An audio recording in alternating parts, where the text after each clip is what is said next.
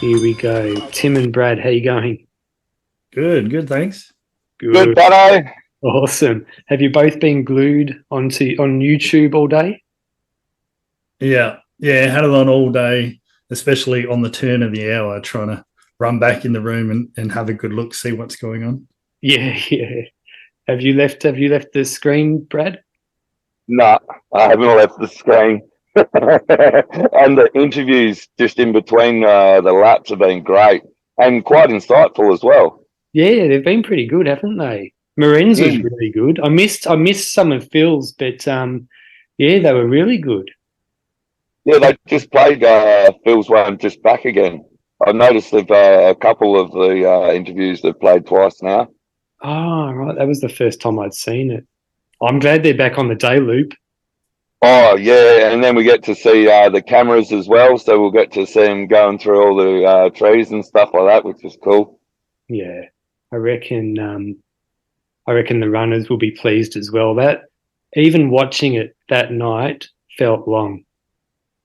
Yeah, yeah. Oh man. Hey, so you both would have seen the Dead Cow Gully doco by now, yeah? Oh, yeah. Yeah. Oh, how good is it? Mm. Oh, It- yeah. It's amazing. I've been telling everyone they have to watch it, and yeah, no one ever listens when you say, "Hey, here's an hour-long YouTube video. Go watch this." So I just tell them watch the first 2 minutes. Just yeah, watch the intro, and yeah. everyone's followed it through to the finish. That I've got to watch first 2 minutes. You're hooked. Oh yeah. That footage of Sam Harvey going into that room and collapsing on the like you're right. Like when you see that, you just locked in. You can't look away. You've got to watch the whole thing because you want to see what happens. Yeah, yeah. What a, What a story with Sam with that assist. mm, He was on your podcast talking a big game, and yeah, I thought this guy talks the talk. yeah, Uh, and then he goes and does that sort of gutsy performance. He mm, clearly walks the walk as well. yeah. Well, a few people did tell me like they thought he was overconfident and all that kind of stuff. But yeah, look, he proved he can do it. I reckon he'll go like he'll be one of two or three last one standing, or he could even be the last one standing at Bigs. Yeah, it's going to be interesting. There's a few dark horses in there as well. And they've been doing some quite fast laps, some of the runners there, I've noticed. Yeah, well, Like, how's that? that Japanese fellow Daiki, he's been averaging 38 minutes a loop. Yeah, but I was wondering about it because did you guys notice or think that a lot of the runners look pretty stiff at around like the eight, like earlier than I expected, at around the Yeah, 18-hour mark? They looked really stiff. heap of stiff legs out there, but maybe it's the weather because a hot day into a cold night. Maybe it's Mm. just stiffened them up a bit. Well, I was wondering if it's because the runners are so focused on going long. They're trying hard, they're running faster laps than they're used to, so they're actually resting longer than normal, and that is what's stiffening them up because they want to have that extra rest time to try and sleep. That's my theory, but I don't know if that could be wrong. Yeah, that is a good theory because I notice the longer I have, the stiffer I get when I go to take off on every lap. Yeah. Yeah, and you were at Dead Cow Gully, Brad. So did that doco bring back a few memories for you? Oh, it sure did. Yep. Oh, flooding back with memories of it all. Oh, it was unreal. How long were you there? What hour did you leave? Uh, just after Harvey broke the American record, I think we left on the 87th hour. Oh Just yeah, waited till they left, and then once they started their loop, then we drove back down into Brisbane. yeah. That's another thing that that's another thing that that doco showed is Harvey Lewis. He pushed himself as far as he possibly could have gone. That guy, he couldn't have gone any further. No. Oh yeah, he give it everything he had. Like when he come over, he just give everything. Yeah, but you're right. You guys are both watching the video of Biggs right now, are you? Yep. Yeah. I'm not at the moment. You're not, oh, because they've got the camera angle of the trails. It's so much better because you can see the runners running past all the time. Yeah, I Yeah, was wondering. Oh, you all right? no, you're good. It's bloody awesome footage. I didn't expect anything half as good as this. They started with a sweet drone shot going over the canopy, and yeah, it's amazing. Yeah, yeah. You're right. From the very like first moment they started the race, it was like the best. Like it was beautiful. Like that aerial shot from the drone on the road was awesome, wasn't it? Mm. I felt sorry for that Brazilian bloke who dropped just not long ago. Oh yeah, yeah. He poured his heart and soul out to Laz. Poor Laz couldn't understand him though, unfortunately. Yeah. Um, he's a man of few words, isn't he, Laz? I mean, he does talk a lot, but like he didn't really seem like he knew what to say. Yeah, yeah. I suppose he's seen it. He's seen that many broken people. Yeah, yeah, yeah. He's got 70 odd more broken people to see this week. Yeah. Tim, do you have any predictions about how far you think they'll go? Oh, it's a tough one. So the magic number is 100, right? Will they do over? Will they do under?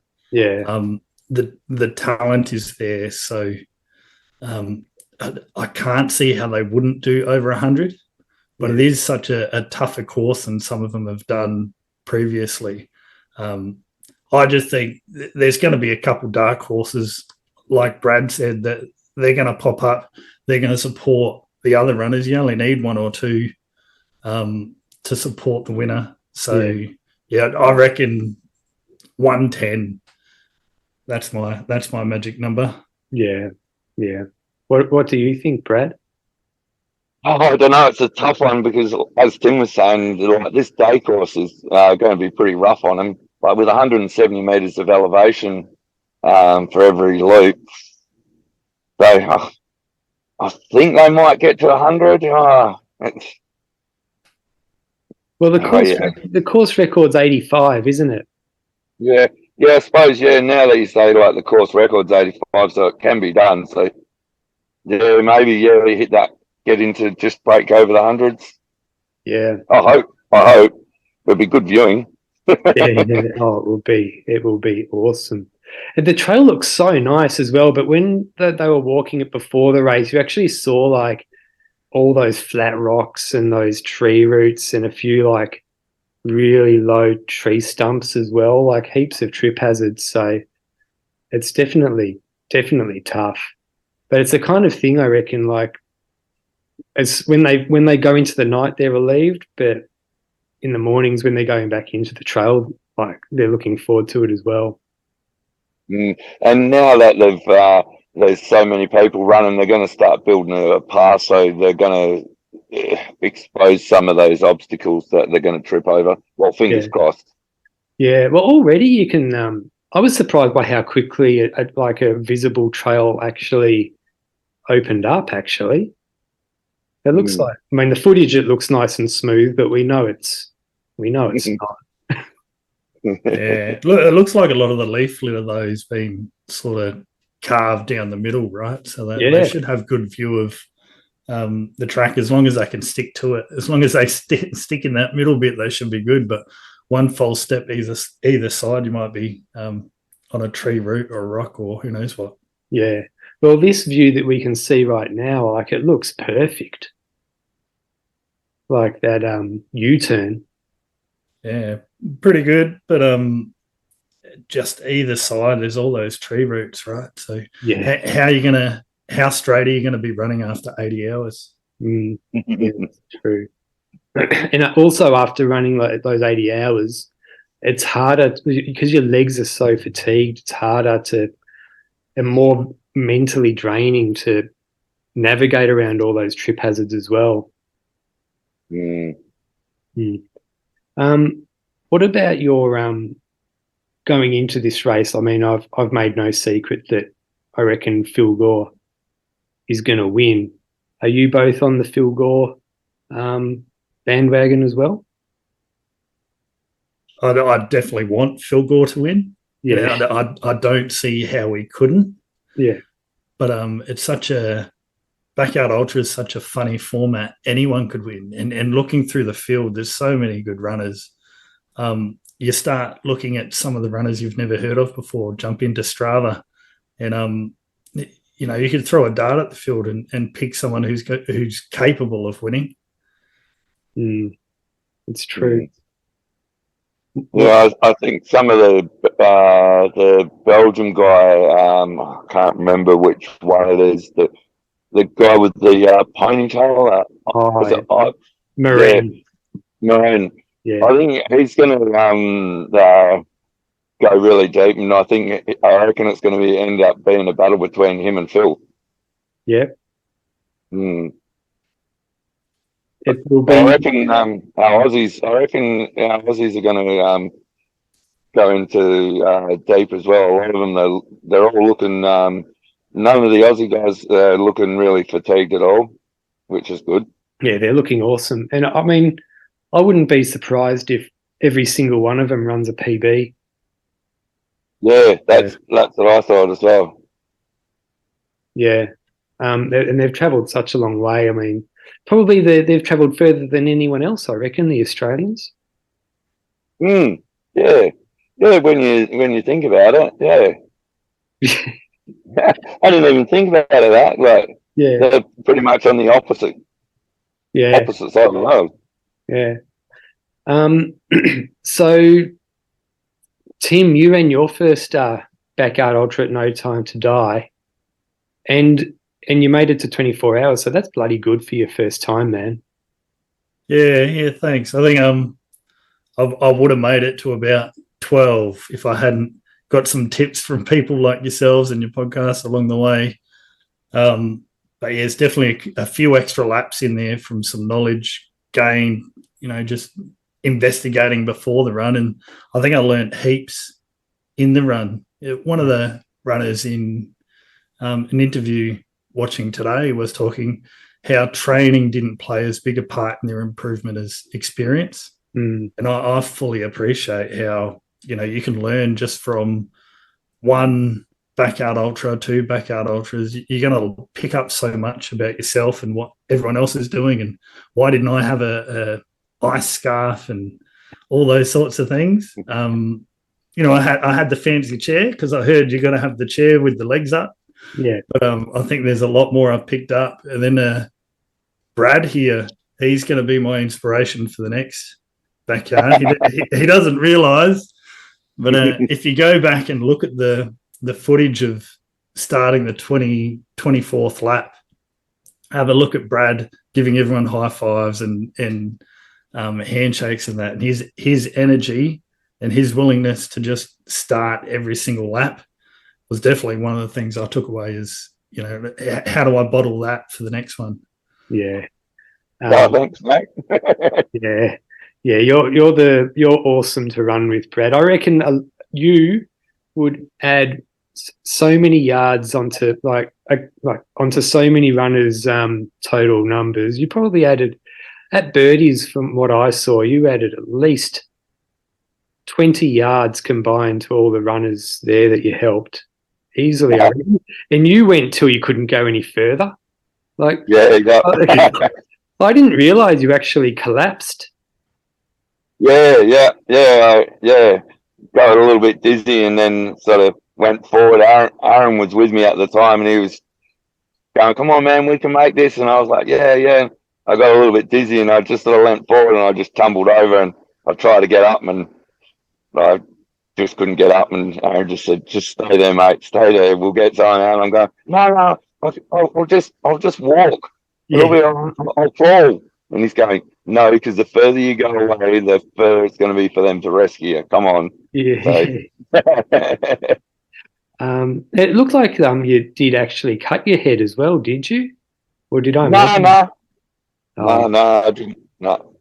Well, I don't think so. Yeah. Yeah. Well, you've had a bloody good year. So you've done 24. Well, you've broken 24 3 times now, haven't you? Yeah, this year, yep. So I'm hoping to break it again at historical, fingers crossed, and get 100 mile at the all of Ultra Series backyards. Yeah. I've done their little Grand Slam of Yeah. their backyards. Yeah. That's unreal. And as well as that, you've crewed Aaron Young to 63 hours at the Masters. So you've done it all. Oh, I've had a good time. I've had a really good year. Yeah. And I remember like you did post a photo of your foot after No Time to Die. It looked pretty swollen. Like has it got better yet, or is it still hurting, or what? Yeah, no, it's got better now. They went to the physio, and the physio said I'd upset my tib ant. I think it is the tendon that runs across the top of your foot there. She goes, "You've just upset it a little bit." She's going, "You can't hear it creak," and I, "No, no." And she's going, "Well, you'll be all right. You just need to just slow it down a little bit and just relax." So the last 3 weeks, I haven't really done anything. I've just been doing my little stretches and exercises for it, and start my build up for hysterical as of tomorrow. Ah, cool. Now you've been riding your bike a little bit. I saw. Is that? No, I had to just ride my pushy to work one day because my car was in the mechanics. Tim, you mentioned your next backyard ultra. Have you figured out which one that is yet? Well, the next one I've signed up to is Birdies. Oh, yeah, cool. I've got a couple other point-to-point trail races that I've sort of been aiming to do for a while now. So I try not to do too many events in a year, but the temptation is to squeeze another couple backyards in. I had the taste of it now. So yeah, and you're in Sydney, aren't you? Yeah, Sydney. Yeah, because there's a whole heap of backyard ultras, like new ones in Sydney, starting to pop up everywhere. Yeah, they had Brick's Backyard Ultra was 2 weeks after No Time to Die. Yeah, that looked amazing. It was in St. Ives, like beautiful place to run. Massive crowd. Like I think they got 150 like full field, and the start finish area had tents with food, and Blue Mountain Running Company was there. There's a whole heap of stuff going on at the start finish as well. So yeah, it looks really good, like food trucks and musicians. Yeah, all sponsors and stuff like that. Yeah, it looks really good. And they'll be I think they're having another one in April because they're going to start doing them twice a year. Yeah, it's 2 next year. So yeah, I'll look at the timing of those. I reckon maybe one, maybe both. I'll get to squeeze in the calendar. Yeah. Which point to points are you doing? So I've got Kosciuszko doing 100K Kosciuszko in December. Did the 100-mile there last year, and it was snowing, and they had to change course and all sorts of stuff. But doing the 100K this year, and then UTA, Ultra Trail Australia in the Blue Mountains, beautiful place to run. That was my first ultra back in 2019. I had no idea what I was doing, like really no idea. A can of Coke and half a Mars bar was my nutrition at the checkpoints. So this is my comeback story. I've been trying to do it for a while. I actually meant to do it this year, but got injured, which is how I ended up signing up for No Time to Die, because I was sort of down and out and had nothing on the radar, and thought might be a good time to try something a bit different. No Time to Die. I mean, it looks like a really great course, but it looked like it was hard because it was pretty hot, wasn't it? Yeah, 25 degrees, I think, Brad. Is that right? Yeah, I think it was somewhere around there. It was a really nice course, though. I enjoyed it. Yeah. Just the change all the time. Jennifer Roos. I'm just going to turn my TV down just a sec. So it looks like me and you are going to be running at Verdi's together, mate. Oh, you're at Verdi's? Yeah. Yep, I've already registered for that. So awesome. We'll get to get another 100 mile in at least. Yeah. Well, I thought if I'm gonna sign up for another one, Birdies would be a good one. And anything over in WA, it feels like WA is the home of Australian backyard ultras. Well, I loved Birdies when I did it a few months ago. It was such a good vibe and such a good course, and because like the whole like caravan park is booked out just for the people doing birdies, and it's just such a good. It was I just loved it, and the course is awesome as well, isn't it, Brad? You just it keeps changing, so it keeps you mentally active, and it's all soft as well. There's no hard concrete. There's some really fun bits to run through as well, like that wooded section as well, Brad. You know, the wooded section. Yeah, the little swampy section down the near the end there. Yeah, oh, it's beautiful. It's my favourite course. Birdies. Yeah, heaps of fun. Can't wait to see what historical is going to be like too. Yeah, I can't wait. I am fine. There's less than a month to go. I know, right? Do you know who else is going to be there, Brad? Do you know anyone else who's going? I think so. Trevor, no, Charles Boswell is coming over from WA. Same with I think Margie and Carl. Yeah. Then who I know from WA, I know Johan is going to be there as well. Who else? I think that's it off the top of my head. I wouldn't be surprised if Holly Ransom's there because she lives pretty close to the course. Oh yeah. But I don't know if she is or not. And she also she was one of the runners who did 30 yards at it last year, so has a free entry into it this year if she wants it. So. Oh yeah, that's right, because it got shut down last year because of the storm. Yeah. So it will be a good field. I don't think it's a very big field, but it will be a good field. Is it a silver ticket event? Yeah. Yeah. Yeah. And it's going to be the last time it's being held as well. So this will be its last event. So it'll be nice to be able to try it out before it gets shut down. Yeah. Are you going to come? Either of you thought about Wild Dog in Victoria next year? I saw that pop up on my Instagram feed today. Yeah, it's like they say your phone listens to you, and then it starts popping up with ads of all the stuff you've been talking about. With all these backyard ultras popping up on my phone now. Yeah. What about you, Brad? Are you going to make your way down? Oh, yeah, maybe. Because it's another ultra series backyard ultra. You'll have to run 24 hours at. I know. Sean's got me again. So with you know how you crewed Aaron at Dead Cow Gully, Brad. So you obviously know him pretty well. Like at around this stage at Biggs, how do you reckon Aaron's feeling right now? I reckon really good. He's looking like he's just in the zone at the moment. Like I think it was around the 37-hour mark he started to feel a little bit tired in that. But I've noticed he's got a couple of sleeps in on this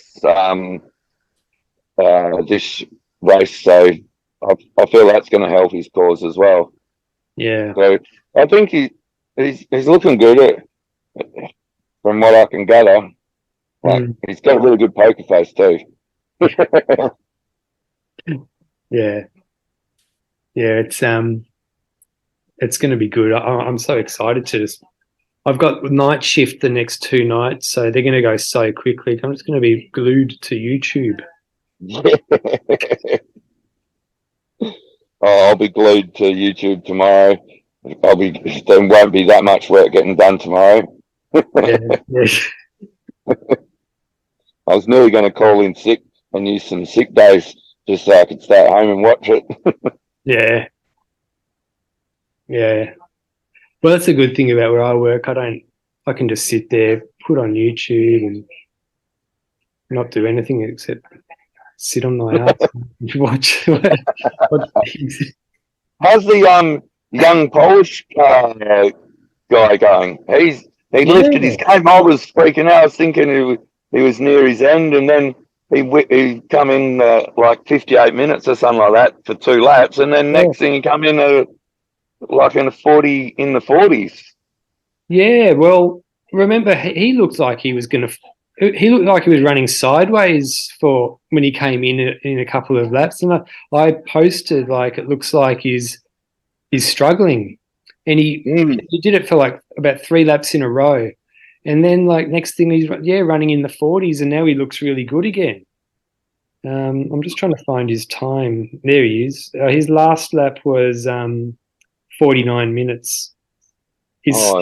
His slowest lap was 58 minutes and 41 seconds. So he was pretty close timing out. Oh, wow. He would have heard the whistle running towards the corral. Yeah. Oh, mate. I think his last few have all been around that 50-minute mark, haven't they?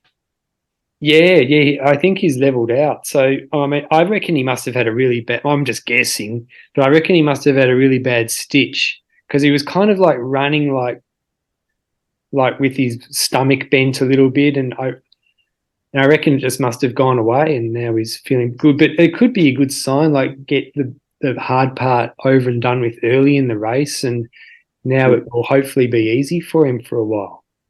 And how interesting is it watching all the different running styles out there? Like I've been watching them all like trot in, and it's like I was seeing one guy running, and I was like, "Oh wow, is he struggling?" And then like I watched for like laps and laps, and it was his running style. Yeah, and I was like, oh, wow.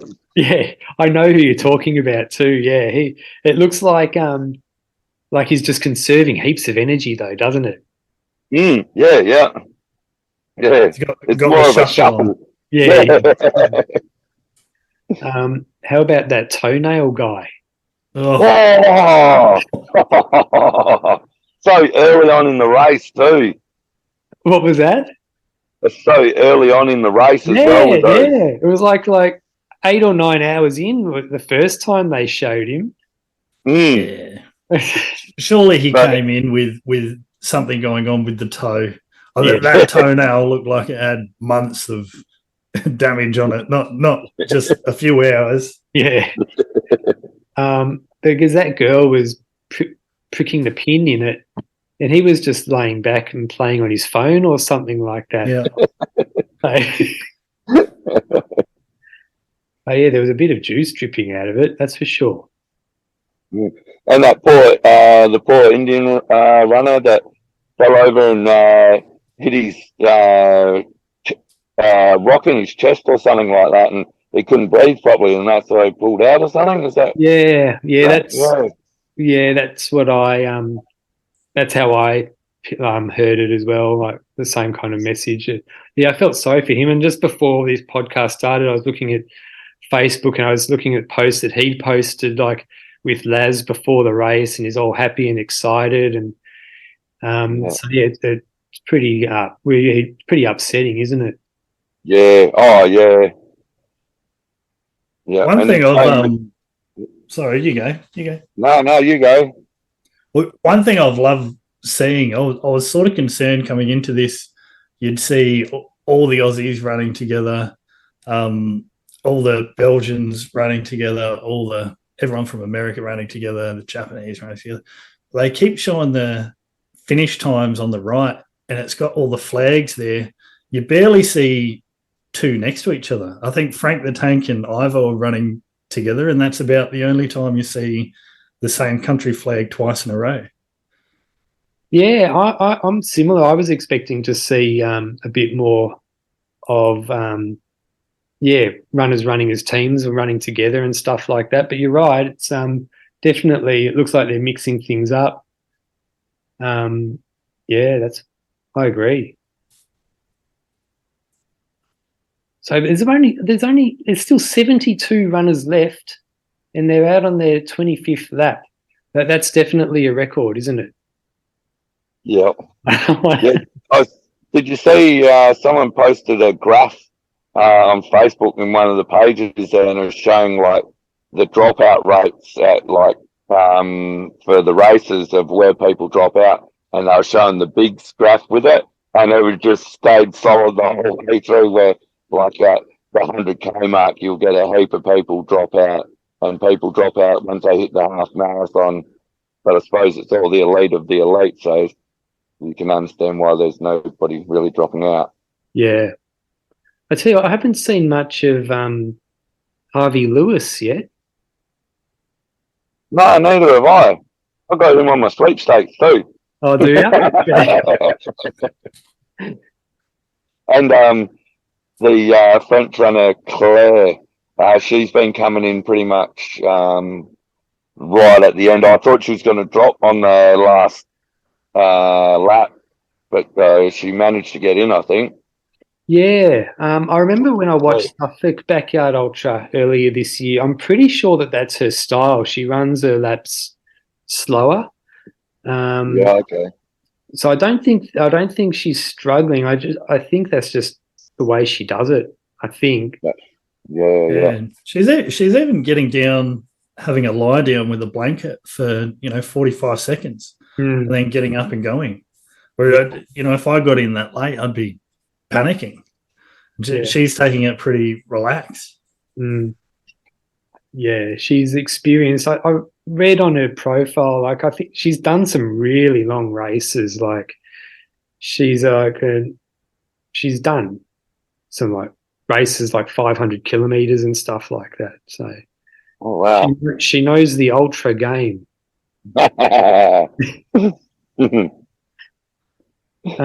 Who do you have in your sweepstakes, Tim?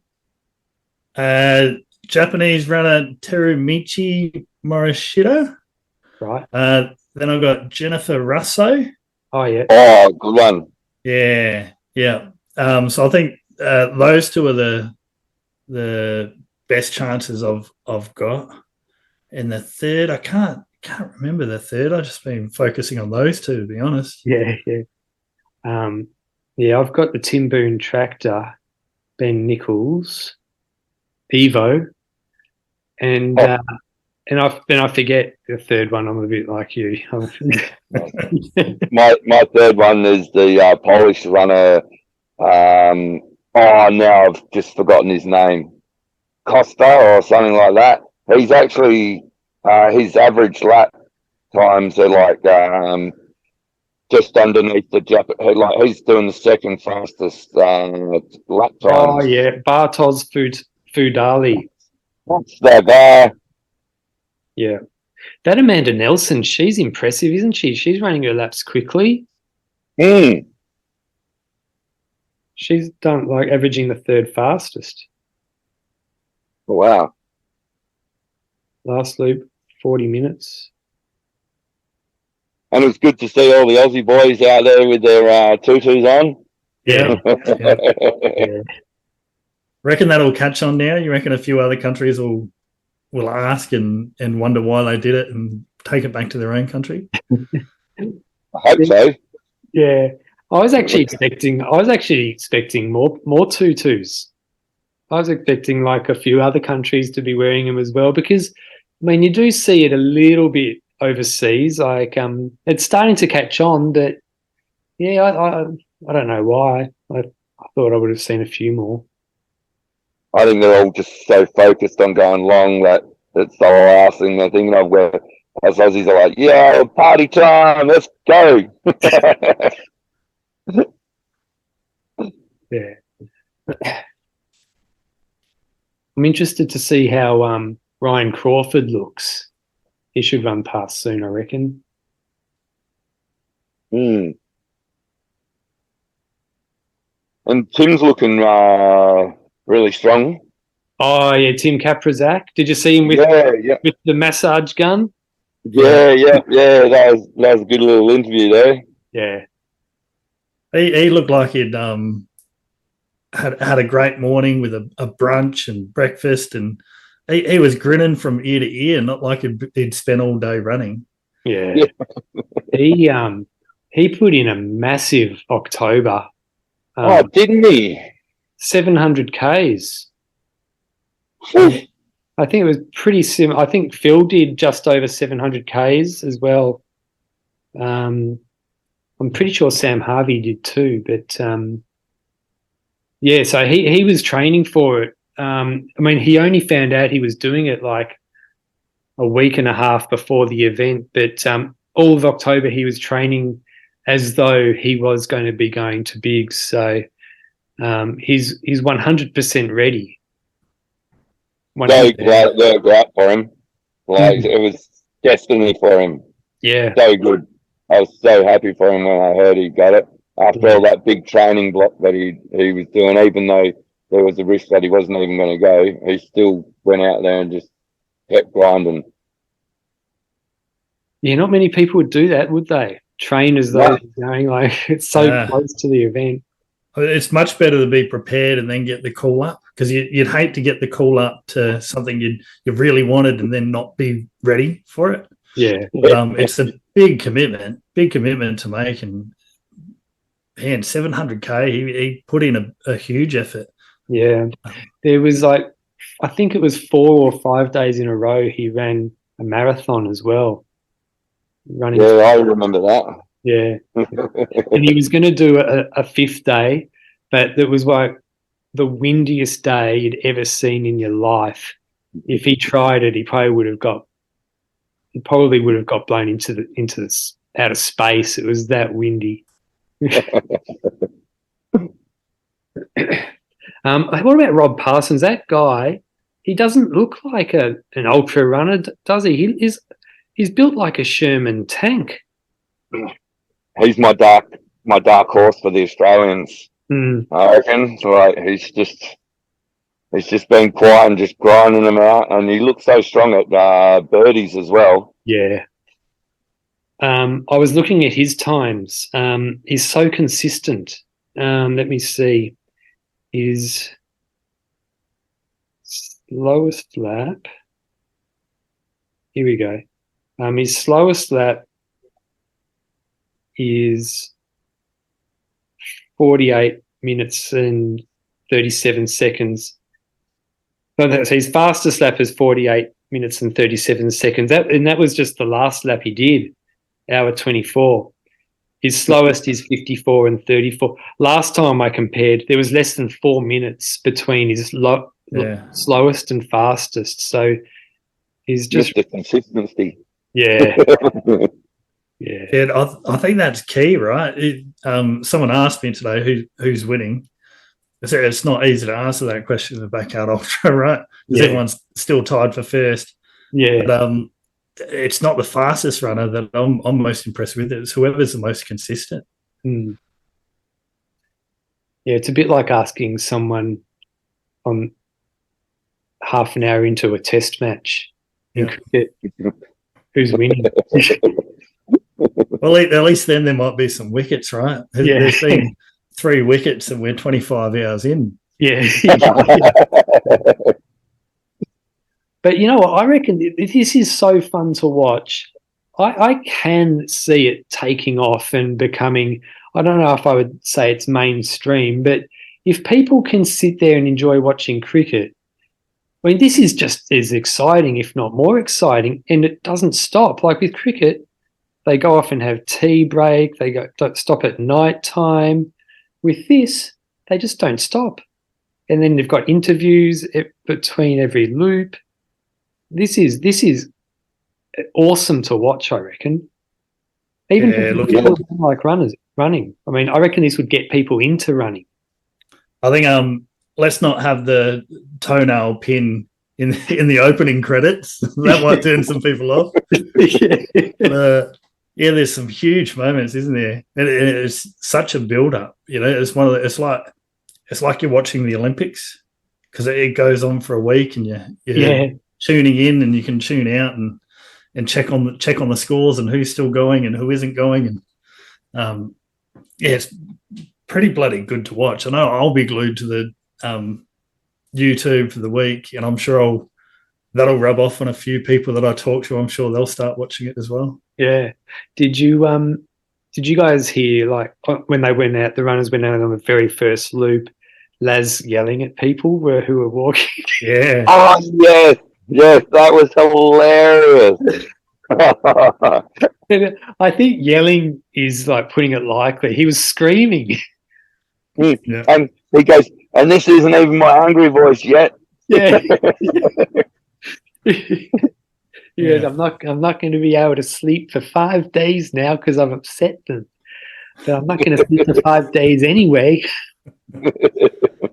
He's a stickler for the rules. I know my friends say I'm a stickler for the rules. If they're pacing me in a run or whatever, I won't let them give me water or food. Like if I didn't carry it in, then I can't have it. Really? I'm on my own. But yeah, Laz has got, you could write the rules down in 3 sentences maximum. Yeah. But you just have to work to those rules exactly, right? It's unsupported from when you start that loop to when you finish it. Mm. Yeah, 100%. Oh, look, we've got some runners crossing the line.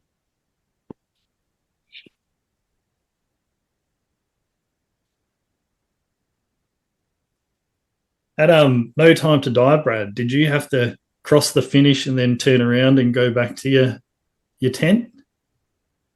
Hang on. No, I didn't. No. I crossed the line and then just headed towards it, so I didn't have to turn back and go back. No. Yeah, I was on the right-hand side, and I thought about all those runners who had to physically cross the line and then do a 180 and walk back to those tents at the back.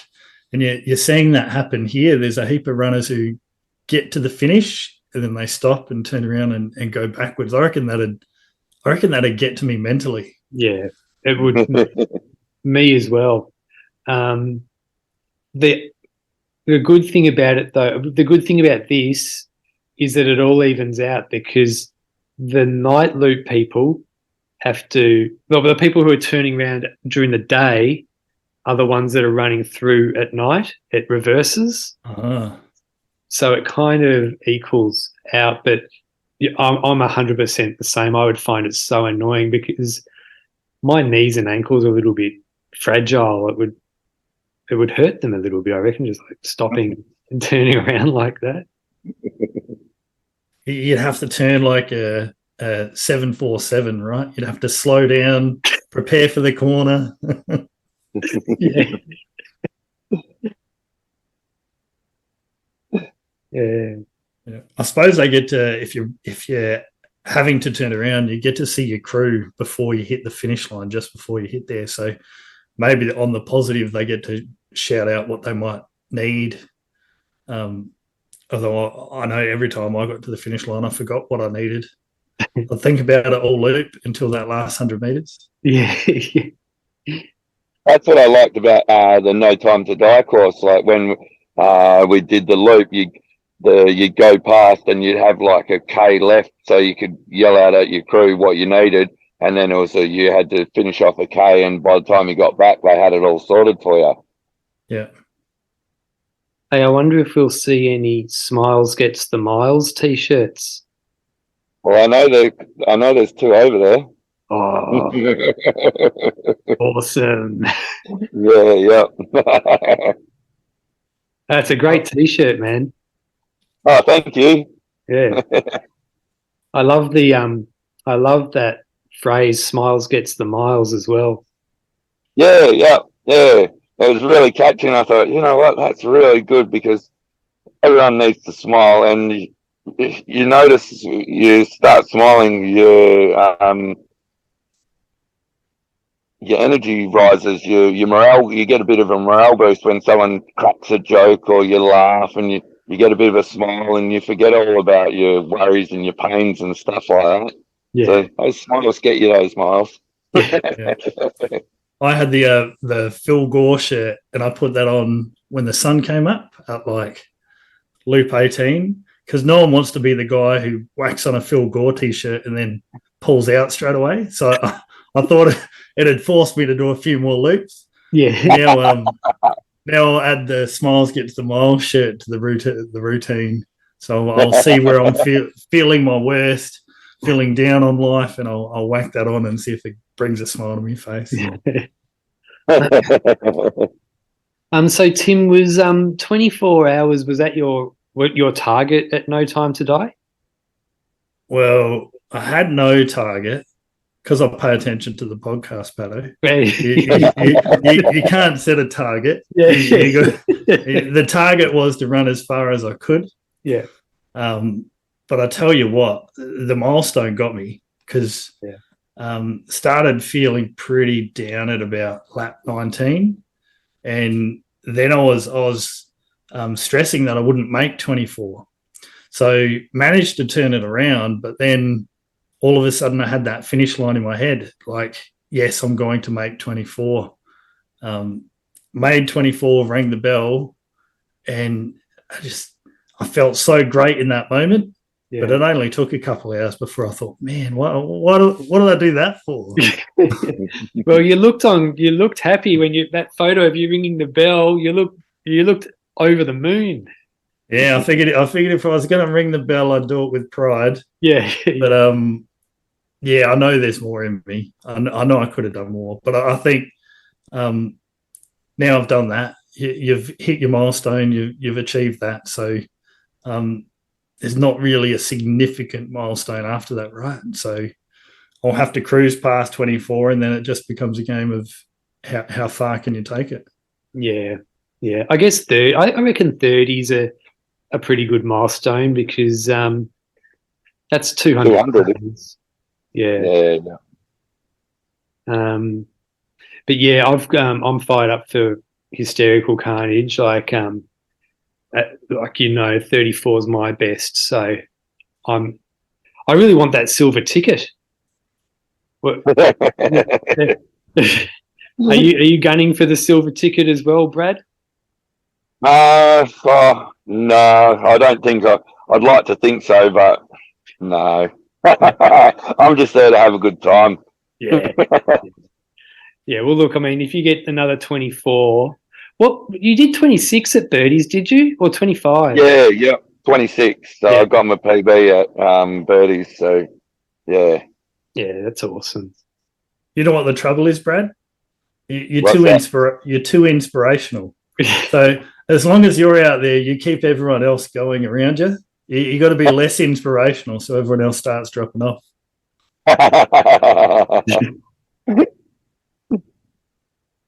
Nah, then it'd be no fun.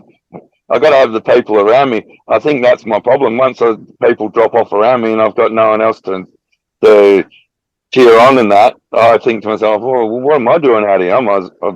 This is stupid. I'm over it. That's one thing I was going to ask, Brad. I mean, I obviously wasn't at No Time to Die. All I saw was the live stream, but it looked like you took a slightly more forward approach, like you were up the front of the starting corral. It looked like you were taking off pretty quickly and trying to run your laps a bit faster than what I saw you do at Birdies. Was that a plan? No, I think it was just overexcitement. I was racing somewhere different. There was all new people around, and I was just having a great time. And then, I think I did my first 5 or 6 loops in 46 minutes, which is really quick for me. And I was like, "What? I need to calm my farm." So I ended up dropping my pace back a bit, but I just sort of got up at the front of the corral at each time because it was. By the time I got over there, I was like, "Oh, well, I'll just hang out at the front."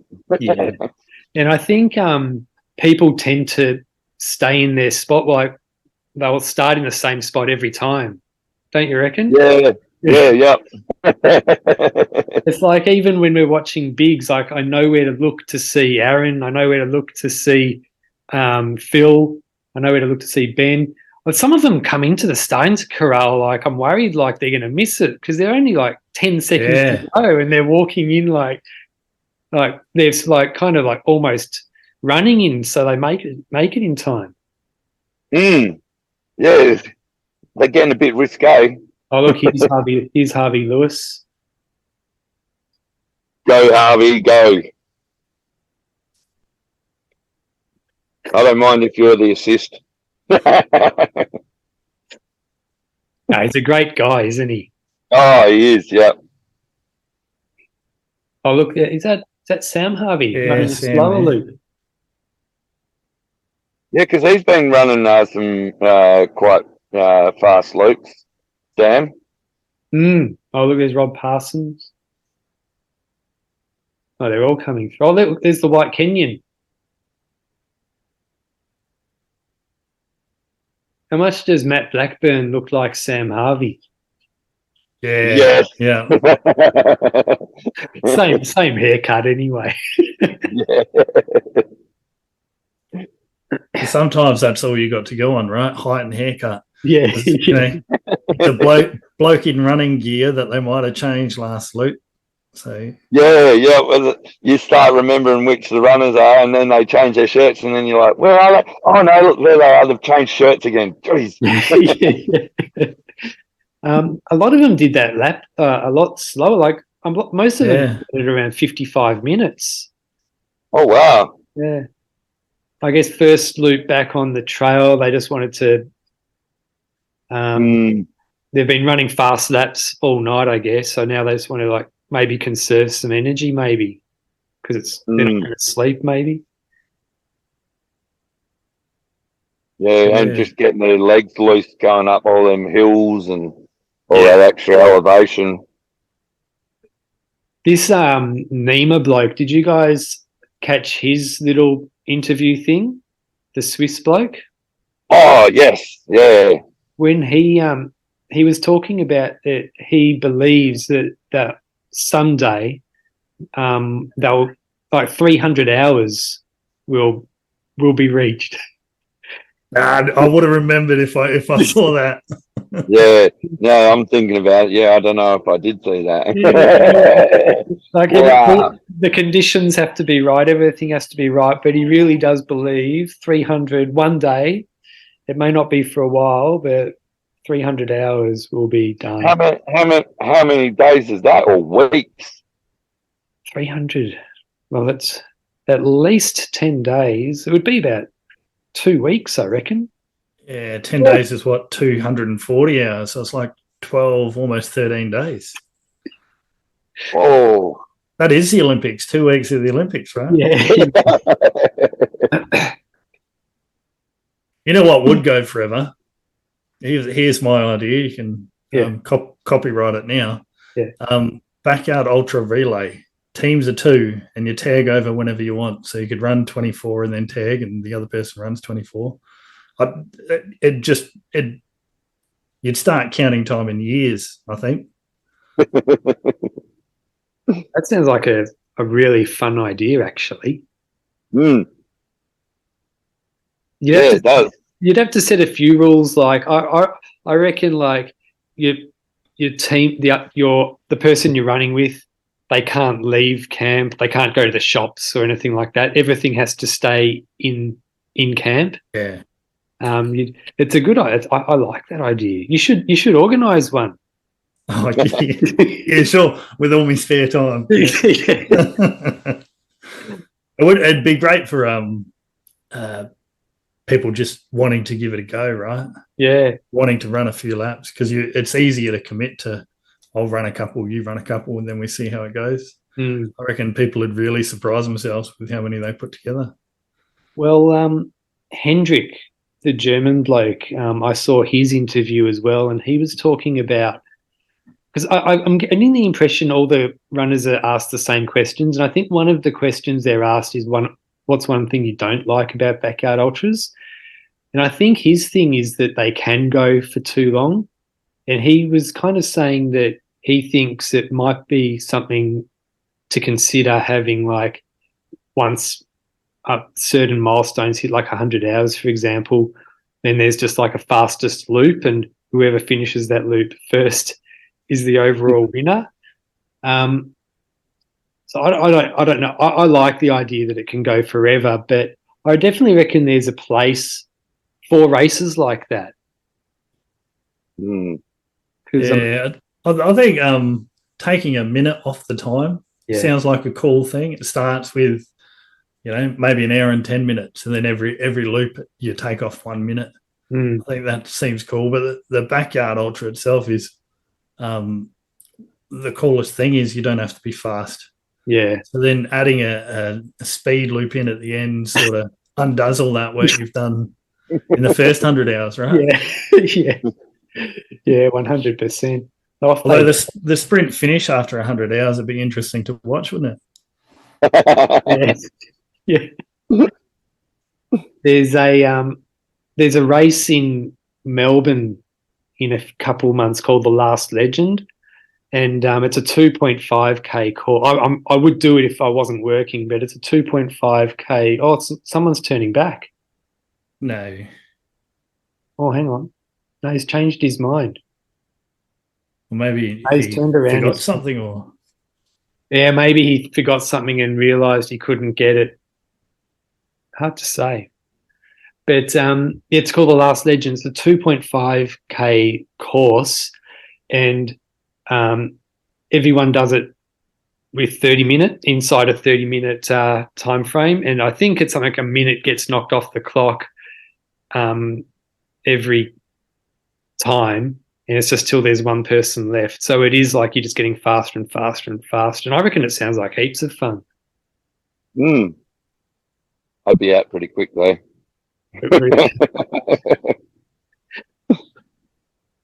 Yeah. So they're out on 26 now. Yeah. oh, thinking about finding a timed race to do, like a 24-hour or 12-hour. I know you've done them, Patto. What are they like compared to a backyard? I've done the Coburg 24 twice, and I love it. It's really, really, well. Look, I loved it the first time I did it last year. It was perfect weather, but I was pretty inexperienced, so I was really happy to do 100 miles. This year I wanted to improve, but there was something like 50 millimeters of rain during it. It was the worst weather you've ever seen in your life. So I just hit the 100 Ks, and I was just happy that I didn't drop out, because so many people dropped out. Yeah, the weather was just that bad. But that rain torrential. Oh yeah, it was just it was the worst. You would not. It was the worst. Like, no matter what race I go in from now on, whenever it rains, I'll always think it's not as bad as the Coburg 24 in 2020. Yeah. But yeah, next year I'm fired up. I want to make 200 kilometers when I do it next year. But they're a lot of fun. They're a lot different from backyard ultras, because you can choose when you want to sit down. Like, you can sit down for 2 hours if you like. I remember at Coburg 24, like, a couple of people had their tent. When they wanted to, they just went into their tent. I didn't see them for like 3 or 4 hours. And then they came out and just kept on running. And so, yeah, you can do whatever you like. There's easy to get caught with the 24-hour ones, because you can just stop as many times as you want. Oh, I'm just going to quickly stop for a drink. Yeah. I'll just stop for a bit of food. Yeah. And before you know it, it's true. You chew up some time. Yeah. That's one of the things. Like, I'm already thinking about how I'm going to do it next year. How, like, I'm not going to stop running and all this type of stuff. But yeah, I remember I saw some footage of Harvey Lewis doing, because he's a really good 24-hour track runner, and like, people, like, he'll take off his singlet and throw it to his crew, and they'll throw him a singlet, and he'll get changed like on the track. He won't leave the track. He just doesn't stop moving forward. So I think that's one of the main things if you want to do well in that type of race. You just got to keep on moving forward, and like you said, Brad, just don't take any breaks unless you need to go to the bathroom. That's really the only reason why you should be stopping. Oh, see, someone's the guy from Vietnam didn't make it back in time on the first day loop. Oh, who was it? The guy from Vietnam, I think it was. Oh, okay.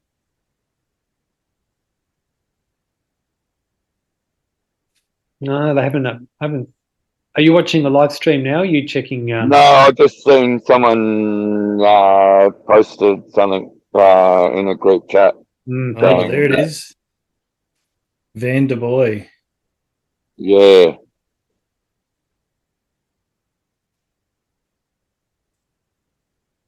some of them are going pretty fast. Did you see like a couple of runners go through the under the finish arch before? They were sprinting. I think it might just be this angle. It looks like they're running fast, actually. I can't believe someone did a 30-minute loop, and I think that was on the was it on the day course as well when they did that 30-minute lap. I think I missed that. I'll have to go and double check it, but I was pretty sure because I know Bartos did a 32-minute lap, but that was out on the night course. Right. Yeah, there were some fast loops on that night course, weren't there? I'm pretty sure there is a 24-hour track race in Sydney. I don't know when it is, but I'm 100% sure there is one in Sydney. Yeah, I'll have to look it up. I know there's one in Narrabeen, but I think that's only a 12-hour. Oh, the Narrabeen all-nighter. Yeah, that's the one. Yeah.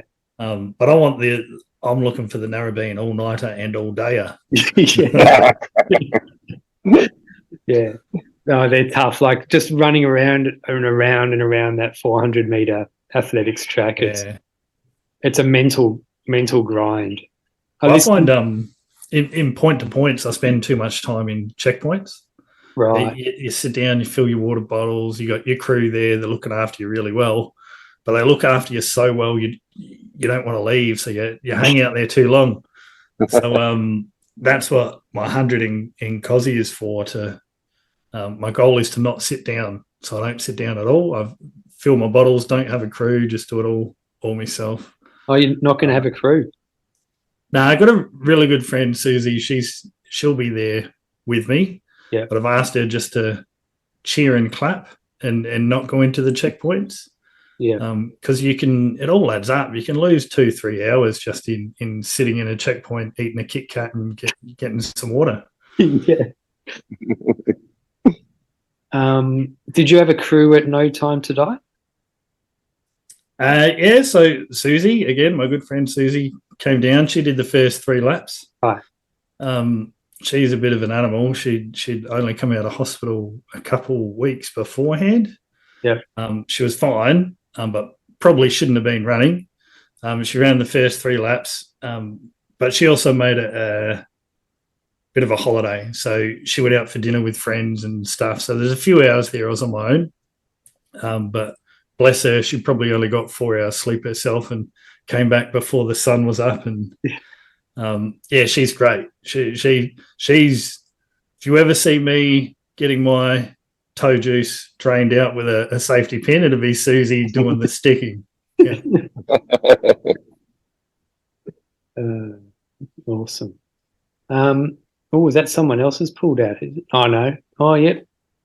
Oh, no, that's the Vietnamese bloke. Yeah.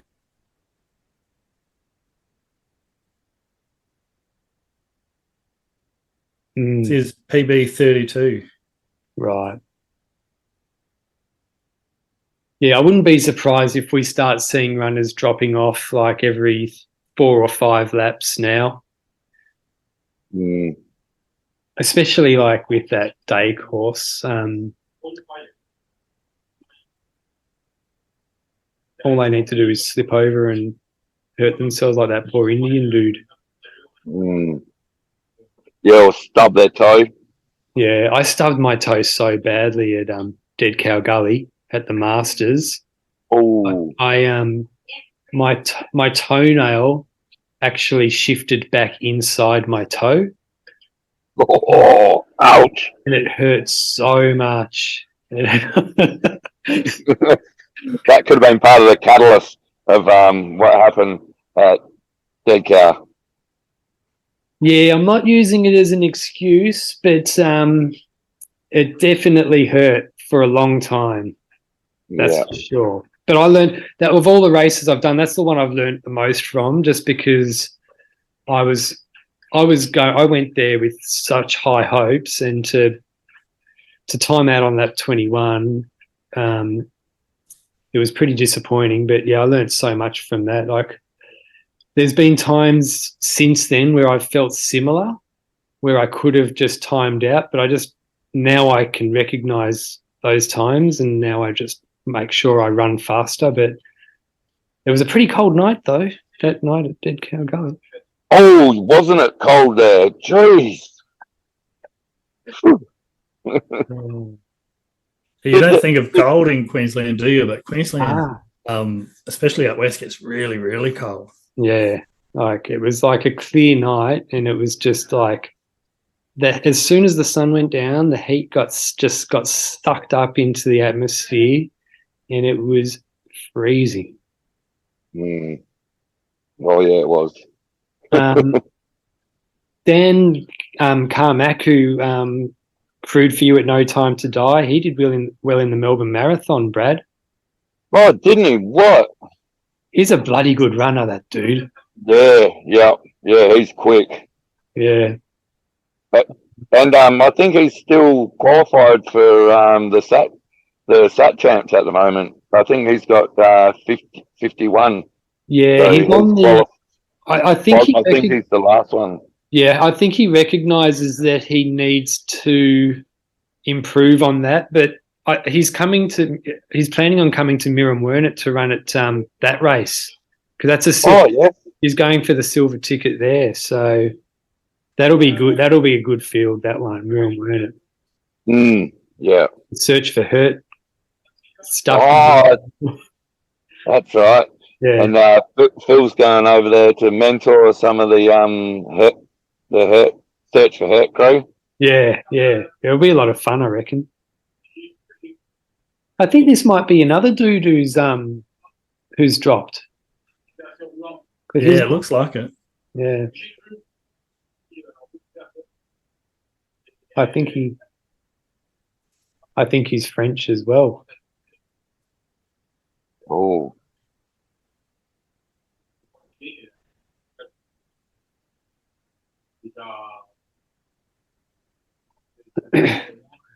Yeah, Search for Hurt will be interesting to watch. And I think if you're one of the contestants and you don't know what you're in for, and you hear you've got this backyard ultra, you start to investigate it, and who's going to coach us? Oh, this Phil Gore guy. Who's he? And then you'd be torn in two. You'd be thrilled that you got, the best in the world there helping you and supporting you, but then you realize you got to perform in front of the best in the world, and he's going to push you out unless your bones sticking out your skin. It's going to be good. And I tell you what, all the runners who are there, who are like serious backyard ultra runners as well, they're not going to want to lose to the Search for Hurt runners as well. Yeah, that'd be a milestone, wouldn't it? You can't be beaten by a TV show. Yeah, yeah, it's going to be a lot of fun. Hey guys, I think I better go to bed. Yeah. Yeah, me too. Hey, thanks for coming on the podcast though. It's been awesome, and I think we'll probably be in touch and discussing bigs a lot more while it's going on. That's for sure. Yeah. The next 24 hours is going to be interesting. Are you working tomorrow, Tim? Yeah, work from home. So perfect. Pretty fortunate to have enough screens to have my work on a couple and YouTube on the other. Yeah, that makes it a bit easier. Yeah, perfect. Yeah. Are you able to follow it at your work, Brad? Oh yeah, I'll be on my phone. I'll just YouTube it on my phone. Oh, just put my phone up on the dash. Oh, awesome. Oh, that's good. All right, no worries. Well, yeah, thanks again, guys. Good to meet you for the first time in the face-to-face, Tim. Yeah, great to meet you. And good to see you again, Brad. I'll make sure when I'm at Birdies, I'll run a few laps with you and steal all your knowledge and try and get some motivation, right? I'll bring me Smiles Get Some Miles shirt too. Yeah. Awesome. I'll be wearing a hysterical carnage, that's for sure. Yep, I'll be having mine on there. Yeah. Looking forward to it. Yeah, awesome. I'm looking forward to seeing you then, Brad. Yeah, you too, mate. And good to talk to you again, Tim. And looking forward to doing some laps come Birdies time. Cool. Me too. Awesome. All right, guys. Enjoy Bigs. Thanks, All Patto. See you, mate. See you later, guys. Smiles, get the miles. If you've enjoyed this podcast, it would be awesome if you could share, comment, like, subscribe, all of that. If you've got any feedback, shoot me a message. Hope you have a great day. See ya.